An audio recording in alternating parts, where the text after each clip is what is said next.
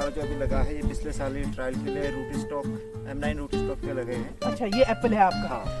अच्छा, ये मुड़ गया ना? हाँ, ये बेंड किया हुआ है। यहाँ पर अभी हमने कुछ ट्रायल के लिए जो एक एक्सपेरिमेंट चल रहा है इस पर, ये ड्रैगन फ्रूट का।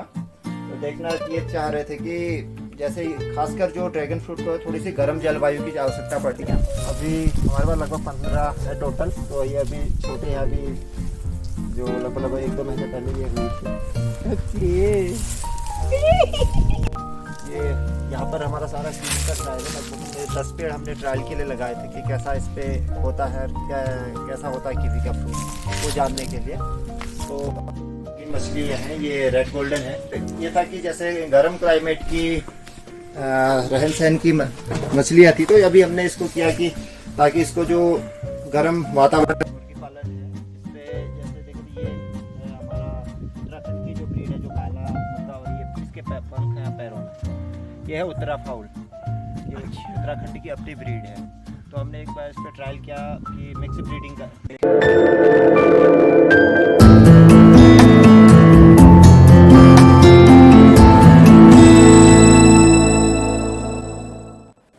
Hi my dear all, I hope आप सभी अच्छे होंगे।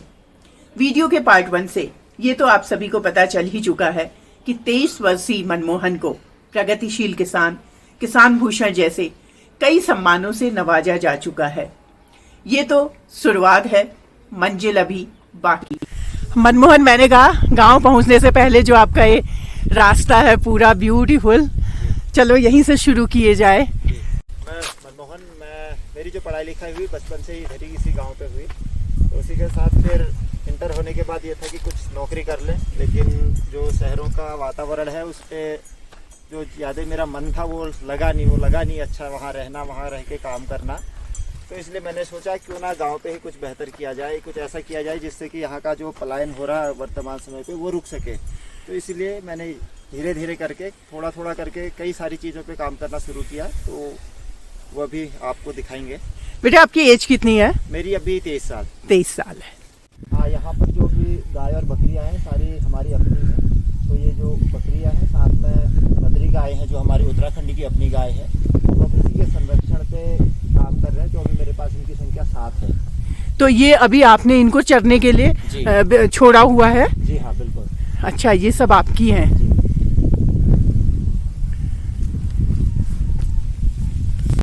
ये मैं पहुंच चुकी हूँ नैनीताल ज़िले के ओखलकांडा ब्लॉक के कटना गांव में, और ये है मनमोहन का घर, जहाँ से आपको हिमालय का व्यू दिखता है।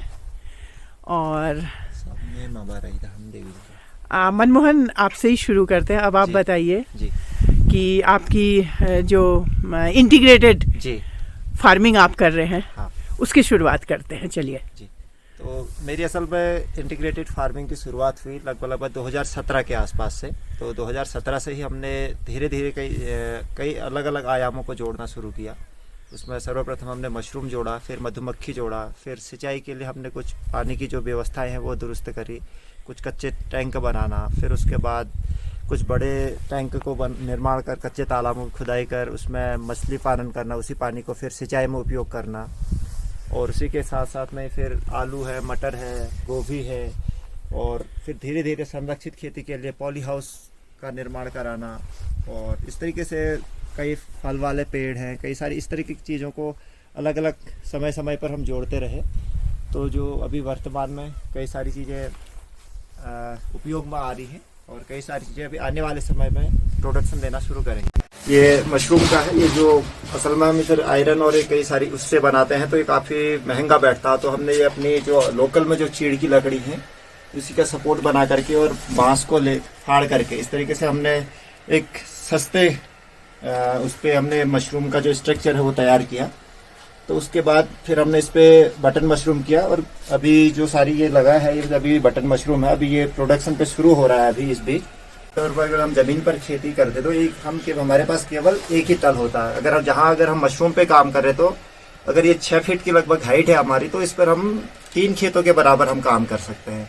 और इसमें ज़्यादातर ना कोई जंगली जानवर का नुकसान है, ना सिंचाई की कोई दिक्कत है, तो क्योंकि इसमें पानी का खर्चा भी कम है और जो है जंगली जानवर हैं, कीटों से थोड़ा वो बचाव की बात करें तो बहुत कम वो है, तो सुरक्षित है। तो इसका कम से कम ये है कि अगर हम मैनेजमेंट अच्छा कर पाए तो इस पे हम बहुत अच्छा कर सकते हैं। तो जो उत्पादन भी ले सकते हैं, बहुत अच्छा पैसा भी इससे हम कमा सकते हैं, और अपने जो परिवार के स्वास्थ्य की बात करें तो एक अच्छा आहार हम इसमें दे सकते हैं। घर में है और अपने घर में है, आसपास में है और लोगों को है। तो अभी हमने ट्रायल के लिए लगाया था इस बार पिंक ऑयस्टर मशरूम। अच्छा, ये ऑयस्टर है। हाँ, ये पिंक ऑयस्टर है। हाँ। तो इस तरीके से अपने ट्रायल के लिए छोड़े थे कि ठंडे में क्या ग्रोथ होगी या नहीं होगी, क्योंकि इसमें कुछ हमारा माइसीलियम की कुछ रुकावट आई थी टेम्परेचर के कारण। तो अभी हमने बैग पहले इस तरीके से कंपोस्ट और बीज डाल के हम बंद रखते हैं इसको। तो इसमें जैसे आप देख सकते हैं इधर सफेद सफेद जो दिख रहा है, इसका कवक जाल है माइसीलियम। ये फैले, जब ये पूरा सफेद हो जाता है, इस तरह से बैग सफेद हो जाते हैं, उसके बाद हम इसकी जो पॉलीथीन होती है वो काट देते हैं। तो उसके बाद फिर इसमें बराबर रोज हम पानी देते रहते हैं। तो फिर उसके बाद इस तरीके से छोटे छोटे पिनहेड निकलते हैं। ये पिनहेड निकलते हैं, फिर 2-3 दिन में ये बड़े हो जाते हैं, फिर ये तोड़ाई लायक हो जाते हैं। तो इस तरीके से इसका करते हैं।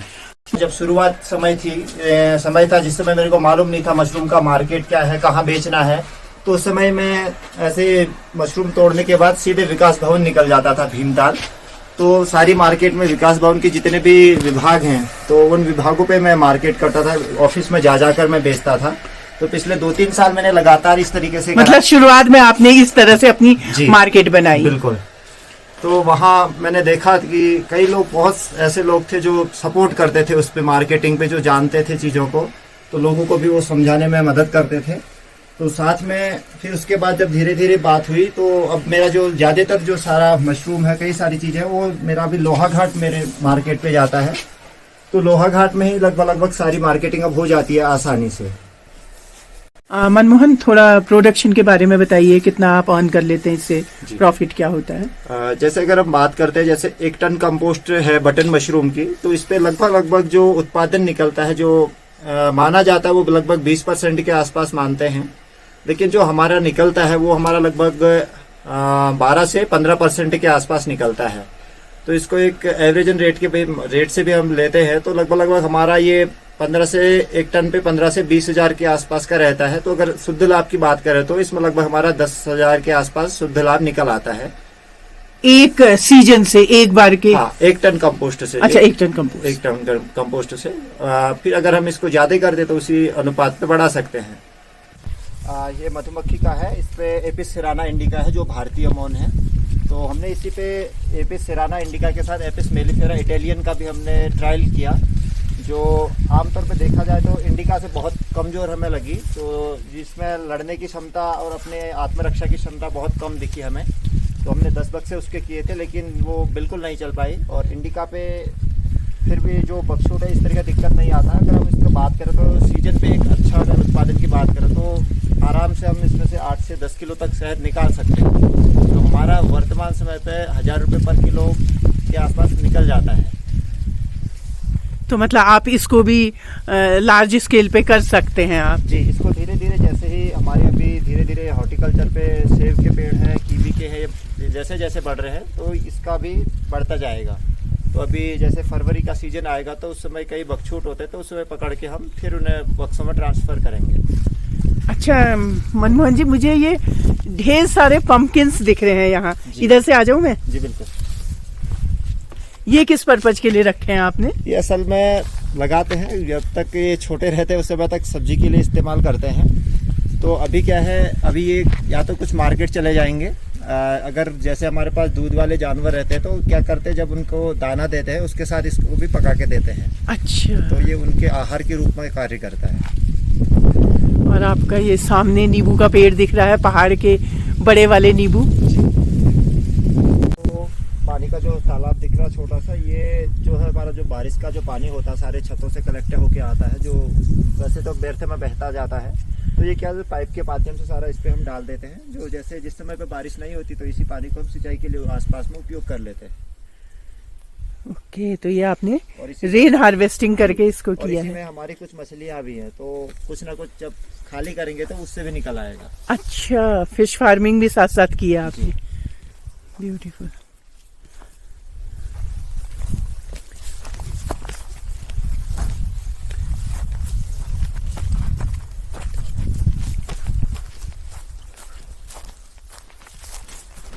रुके हैं फिर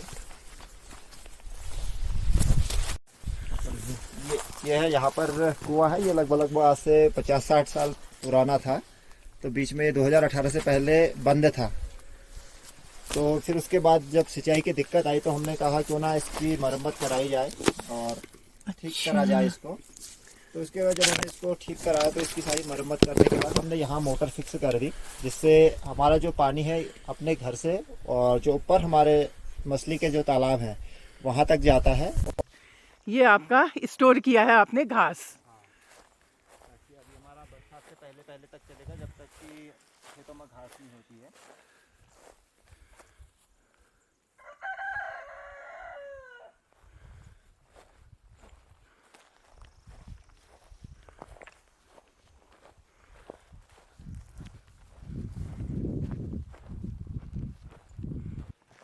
यहाँ चढ़ना है। हाँ, ऊपर तालाब ऊपर ही है टॉप में, ताकि सिंचाई के लिए मशीन का इस्तेमाल ना करना पड़े, इसलिए हमने टॉप पे ही बनाए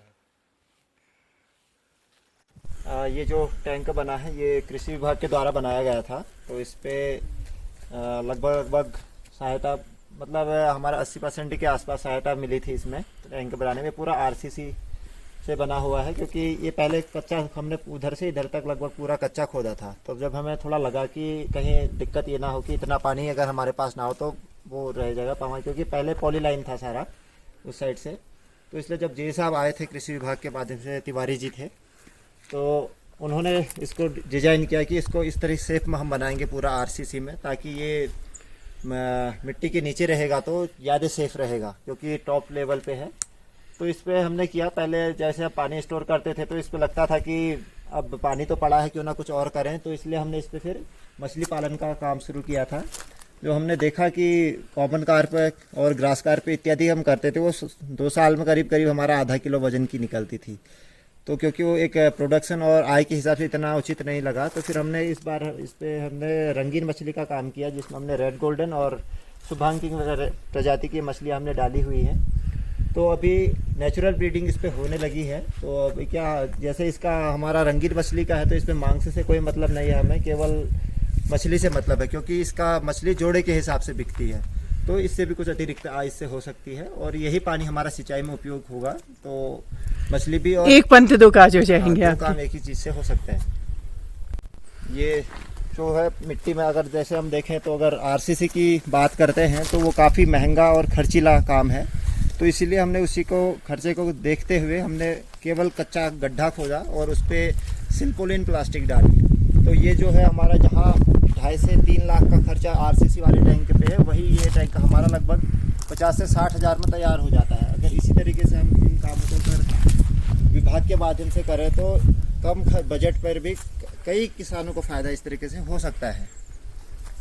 तो मतलब आपके पास टोटल कितनी ज़मीन पे आप अभी काम कर रहे हैं अपना? लगभग 1 से 1.5 एकड़ के आसपास, माने तो 25 से 30 नाली के करीब में। 25 से 30 नाली। तो उसके लिए इस तरीके से आपने पानी का अपना आप इंतजाम किया है। एक कुआं हो गया आपका, नीचे वाला टैंक हो गया आपका, और ये 2 जो हैं आपके, ये आपके घर की मतलब जो टॉप है, हाईएस्ट लेवल जो है, वहाँ पे आपने किया है, सो दैट कि डाउन में पानी अपने आप चली जाए। स्प्रिंकलर के लिए हमें अलग से खर्चा ना करना पड़े, ताकि ये ग्रेविटी से पानी जाएगा तो स्प्रिंकलर आसानी से चल सकते हैं।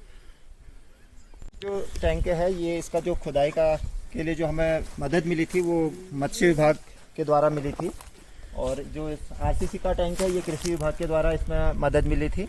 और हमने इसी के नीचे एक कच्चा तालाब है, वो मनरेगा के माध्यम से जल संरक्षण के लिए। अच्छा, ये जो आपने एक पिट सा खोदा है जी, ये मनरेगा से लिया है। लगभग 17 मीटर लंबा, 3 मीटर चौड़ा है। तो अभी इसका जो प्लान है अभी हमारा, कि जो ये प्लास्टिक वाला इसको थोड़ा सा ऊपर उठा करके आरसीसी से ऊपर, ताकि इसका जो पानी ओवरफ्लो होगा तो आरसीसी वाले पे जाएगा। फिर आरसीसी वाले अगर फुल होता तो नीचे से हमने आउटलेट उसका दिया है, वो पानी फिर नीचे जो कच्चा तालाब मनरेगा से जो खुदा है, अगर कच्चा रहेगा तो वो ज़मीन को रिचार्ज करने का काम करेगा। अगर हम उस पर भी फिर प्लास्टिक या कुछ ऐसा करते हैं तो फिर उसके बाद वो सिंचाई के लिए मेन सोर्स है, उसी से यूज हमारा होगा। मनमोहन ने हर सरकारी योजना का फायदा उठाया जिसके लिए उनकी पात्रता बनती थी। वो फेलियर से हताश नहीं हुए, बल्कि उन्होंने फेलियर को सक्सेस में बदला। उनके नए नए प्रयोग नई संभावनाएं जगा रहे हैं। हमारा जो अभी लगा है ये पिछले साल ही ट्रायल के लिए root stock M9 root stock पे लगे हैं। अच्छा, ये एप्पल है आपका? हाँ अच्छा, ये मुड़ गया ना? हाँ, ये बेंड किया हुआ है अच्छा, ताकि ये जो इसका वेजिटेटिव जो ग्रोथ वनस्पतिक बढ़वार ऊपर ना जाके लीडर को दिक्कत ना करे। ओके, ये मतलब इंटेंशनली आपने किया हाँ, है ये? हाँ, अच्छा, ये ताकि इधर आएगा तो इस पे जब अभी इस बार प्रूनिंग जब रहेगी तो इस पे यहाँ इसके बड निकलेंगे, अच्छा, जो फ्रूट बड निकलेंगे तो अगली बार इस पे कुछ फल निकल आएगा। तो असल में ये कटना था इसको जाड़ों में, लेकिन पिछली बार लेकिन हम काट नहीं पाए इसको, तो इस बार इसकी कटिंग होके जो नया इसका जो लीडर निकलेगा वो नया हम निकालने की ज़रूरत पड़ेगी।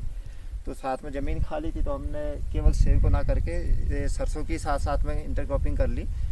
तो इस तरीके से अभी ट्रायल इस पे चल रहा है। तो अभी ये आपने इधर सरसों और बीच हाँ, की उसको आपने हाँ, ये साथ में अभी क्या था सेव के कि लिए कर इसका अगर प्रॉपर ही हम करते तो इतना बजट नहीं होने के कारण हमने सिंपल से जो खंबे होते हैं खंबे गाड़ के इसको सीधा पेड़ों को सीधा रखने के लिए ये डोरी का इस्तेमाल हमने किया है इसमें। तो अभी आने वाले 1-2 साल में सारा ट्रेलिस सिस्टम पूरा लग जाएगा इस पे। मतलब पूरी प्लानिंग के साथ आपने किया है जी। और मिनिमम इन्वेस्टमेंट में किया है आपने इस तरीके जी। से, मतलब पोल की जगह आपने लकड़ियों के जी, खंबे लगा दिए हैं। बिल्कुल, क्योंकि अभी पेड़ छोटा भी है इसलिए ज्यादा इसका गिरने की संभावना कम है। ठीक, अच्छा, तो आपने कितने लगभग लगाए हैं ये पूरे? ये हमने लगाए थे, ये पूरा कवर कर लेना, हाँ, पूरे पूरे। ये हमने लगभग अभी 110 पेड़ हमने लगाए थे जो पिछली बार उद्यान विभाग के माध्यम से हमने 80% सब्सिडी पे लगे ये भी। ओके, तो इसमें से थोड़ा सा सक्सेस रेशियो थोड़ा कम रहा, लगभग हमारे इसमें से 75 से 80 के बीच में लगे सारे जो पेड़ लगे थे 110 में से। ये यहाँ पर हमारा सारा कीवी का ट्रायल है, लगभग हमने 10 पेड़ हमने ट्रायल के लिए लगाए थे कि कैसा इस पे होता है और कैसा होता है कीवी का फ्रूट वो जानने के लिए। तो हमने ये लगाया था 2019 पे। तो 2019 मतलब 3 साल हो गए आपको? हाँ, 2019 पे हमने इसको लगाया। तो अब पहले मालूम नहीं था कि क्या चीज़ होती है। तो असल इसके 2 साल बाद 2020 में हमने सारा इसका जो ट्रेलिस सिस्टम बनाया इसके जो बेलों को आगे चलाने के लिए। लेकिन हुआ क्या, पहली बार जब सारा फूल आया तो फल नहीं लगा, तो लगा कि ये शायद मेल नहीं है हमारे पास। लेकिन जब देखा तो दूसरी बार जब मेल पे भी फूल आया तो मालूम चला कि ये तो सारे मेल ही हैं। मतलब गलती से आपका हाँ, जो मेल एंड फीमेल का रेशियो होता है हाँ, वो नहीं हो गया, सारे के सारे हाँ, आपके मेल प्लांट आ हाँ, गए। तो फिर ये तो बड़ी मुश्किल। तो इस तरीके से जब दिक्कत आई तो फिर जो मेरी बात हुई तो मैंने बात करी कि CITH मुक्तेश्वर में डॉक्टर अरुण किशोर जी को। तो उनको मैंने पूछा कि चिप बडिंग कब कर सकते हैं। उन्होंने कहा कि जुलाई के आसपास कर लें।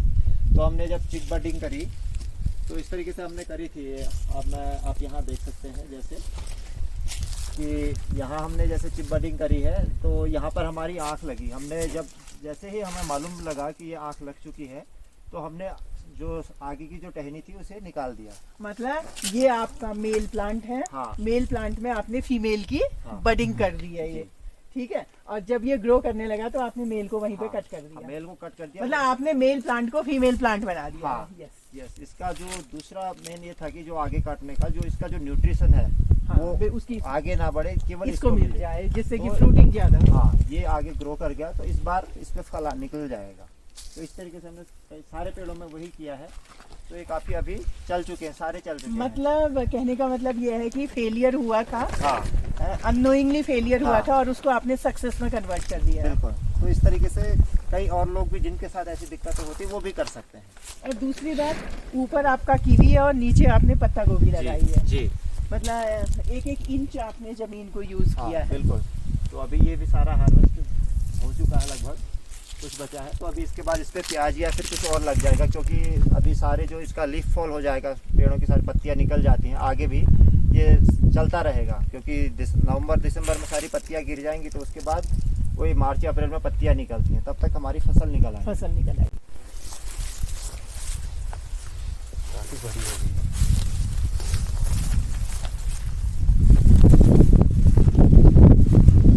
सारे सीडलिंग में है। वो आपके रूट स्टॉक में हाँ, सेव था। हाँ, ये आपका सीडलिंग में है। सीडलिंग में ये 2020 की प्लांटिंग है इसकी। तो ये ट्रायल के लिए लगा है। तो इसमें भी वही सेम प्रोसेस हमने यूज़ किया है बेंडिंग का, ताकि जो इसका जो अंदर है जो सूरज की रोशनी इसके अंदर के भाग तक पहुँचे, और ताकि इस पे जैसे अभी ये निकला है इसको जब हम काटेंगे तो अगली बार यहाँ पर फ्रूट बड निकलेगा तो हमारा जो फल है इन टहनियों पे ही लगेगा। तो जाके हमें घना लगाने का अगर पहले से हम देखें तो 4 मीटर 5 मीटर पे पेड़ लगता था, तो अभी क्या है हमने इसको 8 फीट पे किया है, ताकि हम इसकी जो न्यूट्रिशनल वैल्यू जो इसकी है, जो सारी न्यूट्रिशन जो है एक कम एरिया पे पेड़ को मिलेगा। नहीं, आपने लाइक बहुत ज्यादा आपने इनोवेटिव इसमें आइडियाज लगाए हैं आपने इसमें। सीडलिंग को भी आप ट्राई कर रहे हैं जी, रूट स्टॉक को भी आप ट्राई कर रहे हैं, साथ में आप ब्रांचिंग को भी डाइवर्ट कर रहे हैं जी, सो दैट कि मैक्सिमम आपका प्रोडक्शन इससे जी, मिल सके जी, आपको। ताकि पेड़ का अगर एरिया कम रहेगा तो वो खाद पानी अगर अच्छा मिलेगा तो फ्रूट क्वालिटी और वो सारी चीज़ें बेहतर मिल पाएंगी। बिल्कुल। ये जेरोमाइन वैरायटी है सेब की। ये जो पॉली हाउस है ये 2019-20 पे लगा था, तो इसमें शुरुआत इस पे भी उद्यान विभाग के माध्यम से हमें 80% की छूट मिली। ये लगभग 200 वर्ग मीटर एरिया का पॉली हाउस है। तो इससे पहले तक अभी इस पे टमाटर था, अभी सारी डोरियाँ आगे लगी हैं इस पे, और इसमें भी सारा हमारा ड्रिप इरिगेशन चलता है। तो ड्रिप के माध्यम से केवल पौधे को ही पानी मिलता है। तो अभी जो हमारा लगेगा इस पे कुछ हरी सब्जियाँ, तो इसके साथ में हमारे ऑफ सीजनल हमारी स्ट्रॉबेरी की खेती हम इस पे करेंगे। अच्छा। तो स्ट्रॉबेरी जो हम लगाते हैं वो जनवरी से फरवरी के आसपास में लगाते हैं, जिस समय जो प्लेन्स वाली जो स्ट्रॉबेरी है वो निपट जाती है, उसके बाद हमारी स्टार्ट और होती है। कितना टाइम लगता है स्ट्रॉबेरी मैच्योर होने में? लगभग हमारा 2 महीने के बाद फल निकलना स्टार्ट हो जाता है। तो वो हमारा जून जुलाई तक चलता है। तो इसके हमें बहुत अच्छे रेट मिल जाते हैं, उससे मैं लगभग 250 से 300 रुपए पर किलो के और आसपास। मार्केट की कोई दिक्कत नहीं है आपको? मार्केट मेरा असल में दुकान पे कहीं नहीं जाता, डायरेक्ट कस्टमर निकलता है। ओके। तो ये जो भीमताल और हल्द्वानी है तो डायरेक्ट कस्टमर को ही जाता है, जिसलिए जितना रेडी हुआ है वो हमने डिमांड जो है पेंडिंग रहती है स्ट्रॉबेरी की। ओके। आप मुझे ये बताइए, ये आपका जो 200 स्क्वायर मीटर का पॉली हाउस है, जी। इसमें आप कितनी फसलें निकालते हैं? इसमें अगर मोटा मोटा हम देखें तो 3 फसल हम इसमें निकालते हैं। तो इसमें जैसे जून जुलाई तक हमारी स्ट्रॉबेरी चलती है, तो जुलाई से हमारा सितंबर अक्टूबर तक इस पे टमाटर चलता है। टमाटर की हार्वेस्टिंग होने के बाद उसके बाद हम इस पे हरी सब्जियां लेते हैं, जिसमें राई है, पालक है, और ये उसी के अभी ये राई पालक इत्यादि मूली हरी सब्जी के लिए ही हमने इस पे भी खाद डाली है। ये सारी जैविक खाद है गोबर की। तो अब इसके बाद इस पे बुआई होगी, तो जनवरी तक उसकी हार्वेस्ट होने के बाद फिर स्ट्रॉबेरी का तो इसमें होगा। आपका केवल, अगर हम केवल पॉली हाउस की बात करें तो कितना लगभग आपको अर्निंग हो जाती है इससे? इसका अगर हम लगा के देखें तो मोटा मोटा इसका जो टर्नओवर मोटा मोटा पॉली हाउस का माने तो 40 से 50 हजार के बीच में हो जाता है। अगर मतलब मोटा मोटा इस पे देखें तो हमारा 25 से 30 हजार के आसपास प्रॉफिट निकल आता है। यहाँ पर अभी हमने कुछ ट्रायल के लिए जो एक एक्सपेरिमेंट चल रहा है इस पे, ये ड्रैगन फ्रूट का। तो देखना ये चाह रहे थे कि जैसे खासकर जो ड्रैगन फ्रूट को थोड़ी सी गर्म जलवायु की आवश्यकता पड़ती है, तो इसलिए हमने इसको पॉली हाउस के अंदर एक छोटे से एरिया पे इसको ट्रायल किया है, ताकि देखें कि इसमें होता है या नहीं होता है। फिर धीरे धीरे इसको हम बाहर शिफ्ट करेंगे, फिर देखेंगे कि बाहर क्या होता है और अंदर क्या होता है। तो एक ट्रायल चल रहा है अभी। ये मछली है, ये रेड गोल्डन है। ये था कि जैसे गर्म क्लाइमेट की रहन सहन की मछलियाँ थी, तो अभी हमने इसको किया कि ताकि इसको जो गर्म वातावरण मिले, तो उसके लिए हमने पॉली हाउस के अंदर ही इसको डिजाइन किया। खासकर ये बनाया मैंने अपने उससे, देखिए इस पे सारा प्लास्टिक से ही बनाया कि कम खर्चे पे ये बन जाए। अभी आप क्या कर रहे हैं इस पे? अभी केवल हमने इसको ब्रीडिंग के लिए रोक के रखा है। अभी जैसे ही बरसात का सीजन शुरू होगा या फिर मार्च अप्रैल के आसपास में हम फिर इन्हें ऊपर बड़े टैंक पे शिफ्ट कर देंगे, जिससे फिर ऊपर नेचुरल ब्रीडिंग होगी इसकी।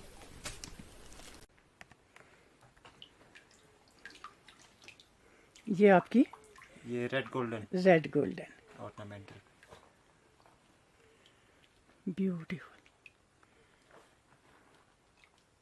मेडिसिनल प्लांट को भी आप एक्सपेरिमेंट बेसिस पे चला रहे हैं, लग रहा है। जी बिल्कुल। ये रोजमेरी है, तो इसी तरीके से हम कैमोमाइल पे करते हैं। कैमोमाइल अभी कुछ पौध तैयार हो रही है, तो उसे अभी उसको ट्रांसप्लांट करेंगे कुछ समय में। वर्मी कंपोस्ट यूनिट है, ये उद्यान विभाग के माध्यम से हमें मिली थी 75% छूट पे, जिसमें लगभग 25,000 विभाग द्वारा दिए गए और बाकी का जो लगभग 7-8 हज़ार है वो हमने खुद लगाया। तो ये सारा इस पे जो वर्मी कंपोस्ट बनता है, तो इस पे फ़ायदा में नहीं रहता कि इसमें जो खाद होती है वो एकदम भुरभुरी बन जाती है, तो अच्छे से डिकम्पोज हो जाती है। तो इस पे टिन रहता ऊपर से, लेकिन वो बारिश का पानी नहीं घुसता था, पानी डालना पड़ता था, इसलिए थोड़ी दिक्कत आती है, इसलिए हमने टिन इससे निकाल दिए हैं। तो अगर इसमें हम खाद की बात करें तो काफ़ी अच्छी खाद मिल जाती है इसमें। अब ये पूरी डिकम्पोज नहीं हुई है, तो इस तरीके से पूरी, क्योंकि पत्तियां साथ में, तो पत्तियों को डिकम्पोज होने में समय लगता है, और साथ में जो गोबर है वो अच्छे से डिकम्पोज हो चुका है। इस पर सारी सरसों की फसल लगी है पूरे आगे तक। तो इस पर क्या है, जो हम तेल लेते हैं तो जो हमारा तेल का खर्चा है वो इससे कवर हो जाता है, क्योंकि हमारे जो अपने उत्पाद से जैविक एक सरसों का जो तेल है वो हमें मिल जाता है अपने खाने को। तो और साथ में ही ये हमारे चारे का भी काम कर लेता है, जो उसका जो रॉ मटेरियल जो निकलता है वो हम चारे में उपयोग कर लेते हैं इसका।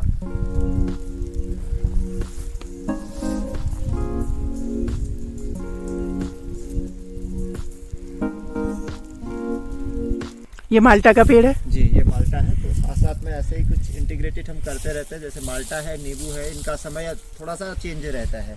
जैसे अभी हम देखें तो और कोई किसी फल का सीजन नहीं है, तो इस समय हमारा माल्टा और नींबू निकलता है, और जैसे गर्मी के समय पे आड़ू निकलता है। तो इस तरीके से अभी हमने सेब को डिजाइन किया है, कुछ कीवी पे काम करना शुरू किया है।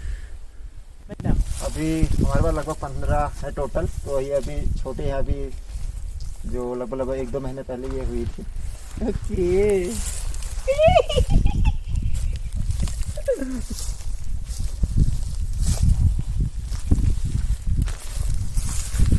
नीचे छोड़ो, नीचे छोड़ो।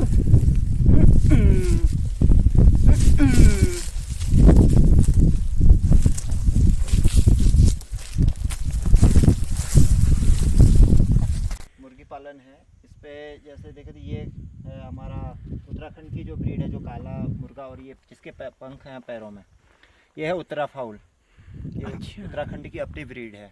तो हमने एक बार इस पे ट्रायल किया कि मिक्स ब्रीडिंग का देखें कि साथ में रहते हैं या क्या करते हैं। और ये जो लाल है ये है RIR। तो ये सारी देसी ब्रीडें हैं, और जो सफ़ेद है ये वाइट लेगॉन है। और इस तरीके से जो आगे आप देख रहे हैं जिसके गले में सफ़ेद सफ़ेद है वो कड़कनाथ है, कड़कनाथ जो मुर्गा रहता है। तो इस तरीके से हमने ट्रायल किया इस पर। तो आप आपस में रहने में कोई दिक्कत नहीं है इन्हें। मतलब ये भी आपका एक ट्रायल चल रहा है, हाँ। जिसमें आप डिफरेंट ब्रीड को लेके एक साथ कर रहे हैं। हाँ। तो इस पे हम जैसे रहता है तो मुर्गे निकाल देते हैं, और बाकी जैसे मुर्गियां हैं तो इन्हें अंडे के लिए हम यूज करते हैं। उसके बाद अंडे से कुछ अर्निंग कर लेते हैं, कुछ मांस बेचने के बाद उससे अर्निंग कर लेते हैं। सिंचाई के साधनों की कमी, जंगली जानवरों का आतंक, दुर्गम स्थान, ट्रांसपोर्ट की फैसिलिटी का अभाव, इन सब अनफेवरेबल कंडीशंस के बावजूद मनमोहन ने इंटीग्रेटेड फार्मिंग का एक सफल मॉडल तैयार किया है। सच ही तो कहा है, अगर आप किसी चीज को शिद्दत से चाहो तो पूरी कायनात जुट जाती है आपको उस चीज को दिलाने में। Finally I would say sky is the limit. उम्मीद है आपको वीडियो प्रेरणादायक लगी होगी। फिर मिलती हूँ एक नई सोच और नई खोज के साथ आपके अपने ही YouTube channel Manjusha and influencer में। जय देवभूमि, जय उत्तराखंड।